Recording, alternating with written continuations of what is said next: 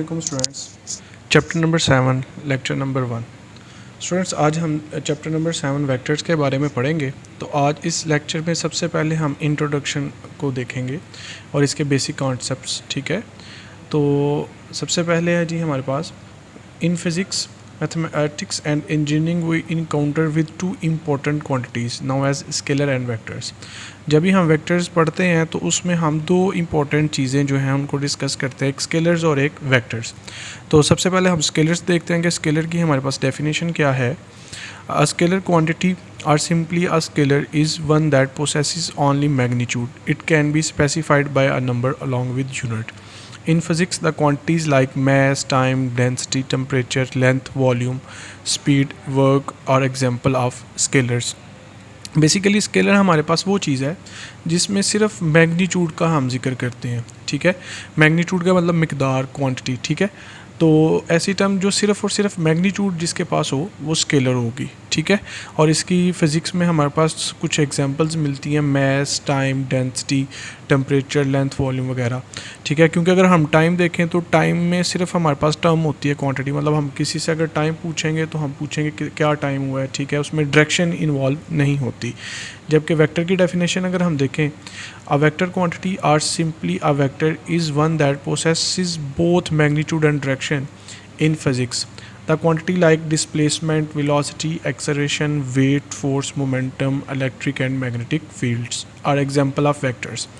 जबकि vector quantity जो है ऐसी क्वांटिटी जिसमें मैग्नीट्यूड और डायरेक्शन, मिकदार और सिमत दोनों चीज़ें होती हैं, इसको हम वेक्टर कहते हैं। ठीक है, और इसकी फ़िज़िक्स में अगर हम एग्जांपल्स देखें तो displacement, velocity, acceleration, weight, force, यानी कि ऐसी टर्म्स जिसमें आपके पास डायरेक्शन और मैग्नीट्यूड दोनों ही शामिल हो जाती हैं तो वो वेक्टर क्वांटिटी बन जाती है।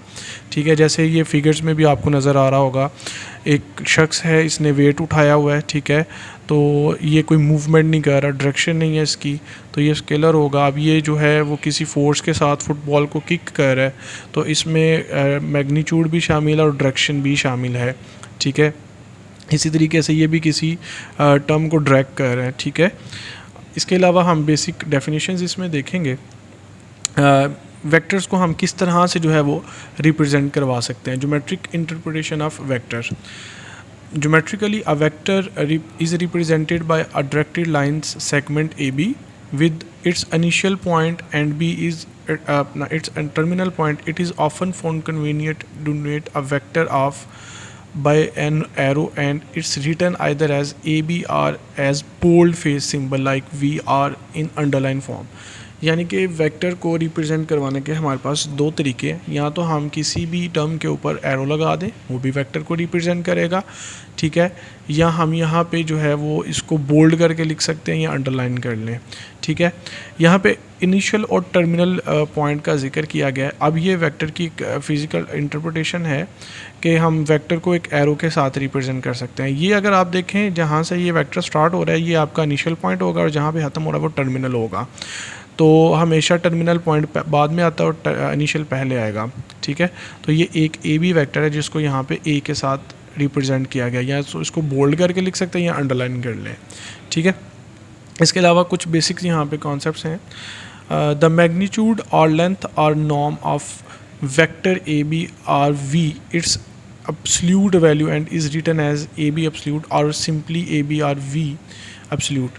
यानी कि मैग्नीट्यूड क्या चीज़ है, जो वेक्टर में हम पढ़े थे कि मैग्नीट्यूड, लेंथ और नॉर्म ये एक ही चीज़ के नाम हैं। जैसे कि अगर आपके पास ये एक वेक्टर है, अगर आपने इसकी लंबाई निकालनी है, इसका मैग्नीट्यूड फाइंड आउट करना है, तो उसका तरीकाकार क्या होगा कि हम उसको एब्सोल्यूट वैल्यू में लिखा करेंगे। जैसे फॉर एग्जांपल एक वेक्टर है, वेक्टर को हम इस तरह से रिप्रेजेंट किया करेंगे, v is equal to X I plus Y J, ये डिमेंशंस आपके पास आई जो है। ठीक है, और ये प्लेन की बात हो रही है, अगर साथ में z के भी शामिल हो जाए तो वो स्पेस बन जाएगी।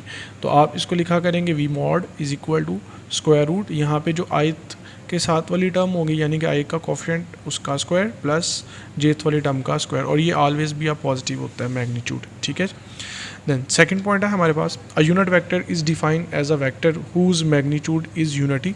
Unit vector of vector v is written as v hat, read as v hat and is defined by v hat is equal to v vector divide by its magnitude.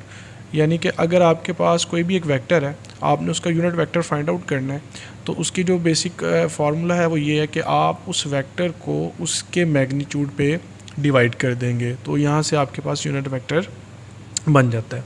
ठीक है, थर्ड पॉइंट है हमारे पास, if terminal point B of a vector A B coincide with its initial point A, the magnitude A B is equal to 0 and A B is equal to 0 vector की form में लिखा है, is called 0 or null vector. कहता है कि अगर आपके पास ये जो टर्मिनल पॉइंट है ये इनिशियल पॉइंट के साथ मिल जाए, यानी कि एक नुक्ता लग जाए, तो वो जो नुक्ता है उसमें आपके पास जो वेक्टर होगा, ठीक है, वो 0 या नल वेक्टर कहलाएगा। ठीक है, क्योंकि उसमें आपके पास मैग्नीट्यूड 0 हो गया है। ठीक है, फोर्थ पॉइंट आपके पास, two vectors are said to be negative of each other if they have same magnitude but opposite in direction. If AB vector is equal to V, ठीक है, then AB is equal to minus AB is equal to minus V and BA is equal to minus AB mod। ठीक है, यानी कि अगर आपके पास दो vector हैं, ठीक है, और उन दोनों के साथ अगर नेगेटिव का निशान आ रहा है बट उनमें जो मैग्नीट्यूड है वो सेम है और अपोजिट डायरेक्शन में, तो नेगेटिव का निशान आएगा। जैसे कि आपके पास एक AB वेक्टर है V और यहाँ पे एक BA वेक्टर है जो अपोजिट हो गया है माइनस AB के, तो इसका मतलब BA is equal to minus V, क्योंकि AB की वैल्यू आपके पास V है। लेकिन अगर मैग्नीट्यूड अगर हम देखेंगे तो मैग्नीट्यूड वाई ये सेम होंगे, इनकी मिकदार सेम होगी, लेंथ सेम होगी। ठीक है, देन उसके बाद हम पढ़ेंगे multiplication vector by a scalar, कि किसी भी वेक्टर को जो है वो हम जब स्केलर से मल्टीप्लाई करते हैं तो उसमें फिजिकल क्या चेंज आता है। We use the word scalar to mean a real number. Multiplication of a vector v by a scalar k is a vector whose magnitude is k times that of v. It is denoted by kv। कहता है कि यहाँ पे जो scalar है इसका मतलब यहाँ पे रियल नंबर होगा, यानी कि 1 2 3 पॉइंट में ले सकते हैं, ओवर में आ सकता है। ठीक है, तो मल्टीप्लिकेशन करते हैं जब भी हम किसी स्केलर के साथ वेक्टर की, तो उससे ये फ़र्क आता है कि उसकी जो आप जिस नंबर से आप उसको मल्टीप्लाई कर रहे हैं, यानी कि किस स्केलर से के टाइम वो उसकी लेंथ इंक्रीज़ हो जाएगी, यानी कि मैग्नीट्यूड बढ़ जाएगा। फॉर एग्जांपल अगर आपके पास एक वेक्टर है v, आप उसको 3 से मल्टीप्लाई करेंगे तो वो 3v बन गया, यानी कि वो 3 टाइम जो है वो इंक्रीज़ हो जाएगा। ठीक है, और इसको आप रिप्रेजेंट करेंगे kv, के ऊपर आपने वेक्टर का निशान नहीं लगाना।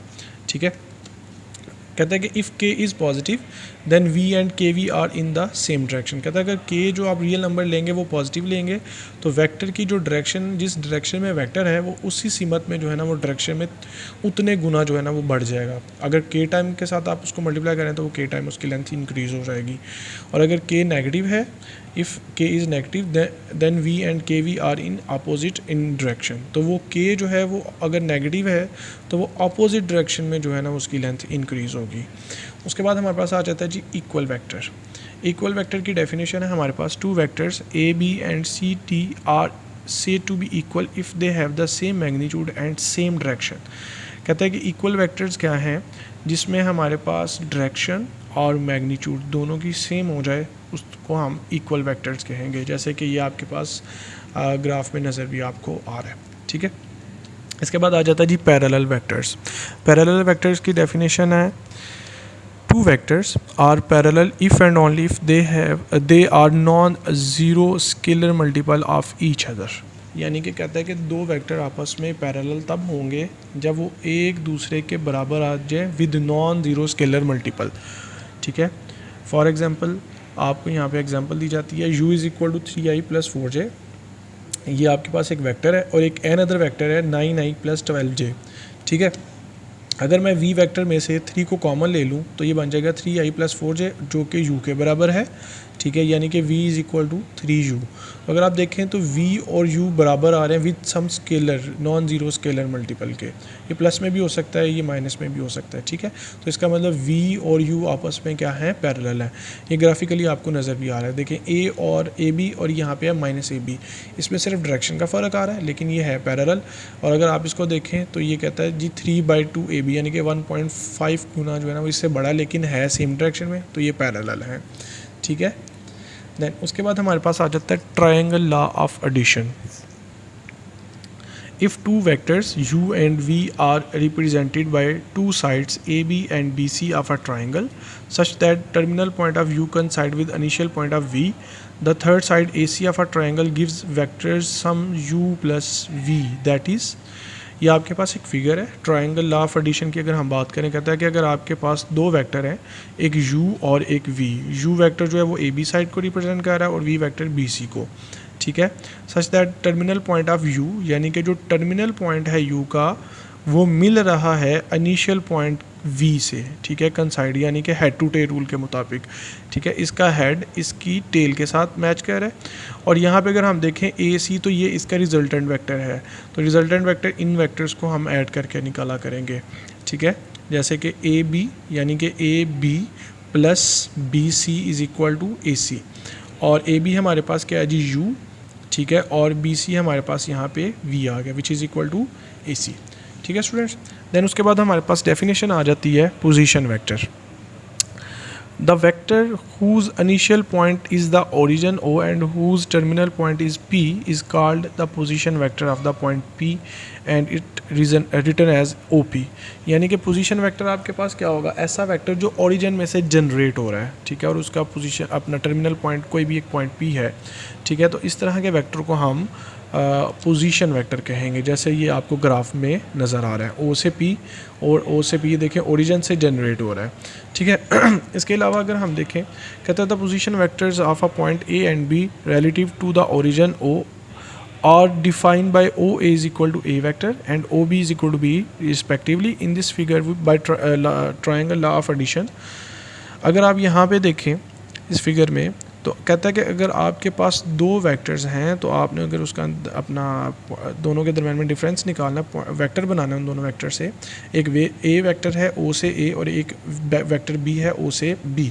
अगर हमने A से B फाइंड आउट करना है वेक्टर, ठीक है, जो कि B माइनस A है, तो उसका तरीकाकार क्या होगा हम यहाँ पे ट्रायंगल लॉ ऑफ एडिशन लगाएंगे, OA यानी कि OA प्लस AB, ठीक है, इज़ इक्वल टू OB, ठीक है, और OA की अगर हम वैल्यू देखें तो यहाँ से अगर हम OA को अपोजिट साइड पे ले जाएं तो AB बेसिकली हमने AB फाइंड आउट करना है। ये हमारे पास दो पोजीशन वेक्टर हैं, एक OA और एक OB, तो इनके दरमियान में ये वाली हमने वेक्टर फाइंड आउट करना है, ठीक है, तो AB जो है हमारे पास फिर आ जाएगा B माइनस A, ठीक है स्टूडेंट्स।